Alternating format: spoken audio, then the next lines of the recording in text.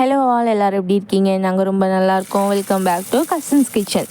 இன்றைக்கி நமக்கு சத்தான ருசியான கீரை கடைசல் எப்படி செய்யுதுன்னு பார்க்க போகிறோம். இந்த மாதிரி செஞ்சு கொடுங்க, உங்கள் குழந்தைங்களும் கீரை நல்லா விரும்பி சாப்பிடுவாங்க. இதுக்கு நான் ஒரு கட்டு அரைக்கீரையை ஆஞ்சி எடுத்துக்கிறேன். இப்போது ஒரு குக்கரில் துவரம் பருப்பு கொஞ்சமாக போட்டுட்டு தண்ணி தேவையான அளவு ஊற்றிட்டு 2 பல்லு பூண்டு, ஒரு 4-5 சின்ன வெங்காயம் போட்டுக்கிறேன். 1 ஸ்பூன் விளக்கெண்ணெய் ஊற்றிக்கிறேன். நீங்கள் விளக்கெண்ணெய் ஊற்றினீங்கன்னா பருப்பு நல்லா உங்களுக்கு மசிஞ்சு வரும். அதுக்கப்புறம் 1/2 ஸ்பூன் மஞ்சள் பொடி போட்டு இதை ஒரு 7லேருந்து 8 விசில் வச்சு எடுத்துக்கிறேன். ஒரு கடாயில் 2 ஸ்பூன் ஆயில் ஊற்றி 4 பல்லு பூண்டு, 10-15 சின்ன வெங்காயத்தை 2 ஆஞ்சு போட்டுக்கிறேன். இது நல்லா வதங்கட்டும். இது வதங்கினதும் நான் 2 பச்சை மிளகாவை கீரி போடுறேன். பச்சை மிளகா தான் கீரைக்கு காரமே. அதனால் நம்ம எந்த மசாலாவும் போடாதனால நம்ம வெறும் பச்சை மிளகா அதை மட்டும்தான் போடுறோம். பச்சை மிளகாவும் போட்டு நல்லா வதங்கினதும் நான் ஒரு மீடியம் சைஸ் தக்காளியை போட்டு வதக்கிக்கிறேன். தக்காளி போட்டிங்கன்னா கீரையோட டேஸ்ட் இன்னும் என்ஹான்ஸ் பண்ணி கொடுக்கும். தக்காளி நல்லா வதங்கினதும் இப்போ நம்ம ஆஞ்சு வச்சுருக்க கீரை இருக்கு இல்லையா, அது போட்டுக்கிறோம். கீரையை நல்லா கழுவி போடுங்க. 1க்கு 4 வாட்டி கழுவி போடுங்க.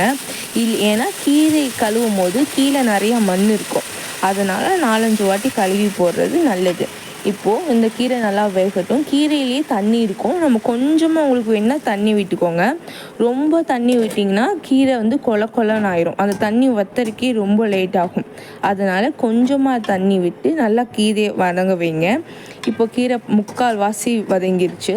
ஒரு டிப்ஸ் சொல்கிறேன் உங்களுக்கு. நீங்கள் கீரை செய்யும்போது எப்பயுமே மூடி போட்டு வேக வைக்காதீங்க. மூடி போட்டு வேக வச்சா கருத்து போயிடும் கீரை. அதனால் மூடி போடாமல் வேக வைங்க.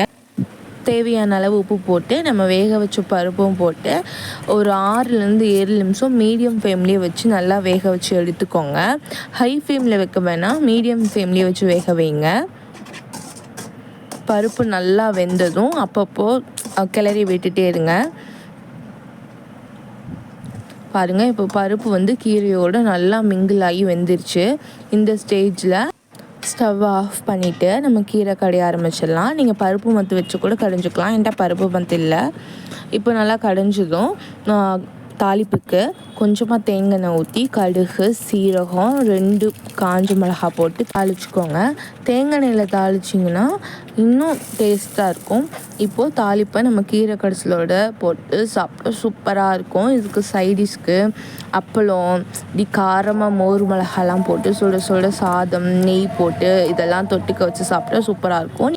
நீங்களும் ட்ரை பண்ணி பாருங்கள். அப்புறம் மறக்காமல் நம்ம சேனலை சப்ஸ்கிரைப் பண்ணுங்கள். பக்கத்தில் பெல் ஐக்கானை கிளிக் பண்ணுங்கள், லைக் பண்ணுங்கள், உங்கள் ஃப்ரெண்ட்ஸ்க்கும் ஷேர் பண்ணுங்கள். தேங்க்யூ.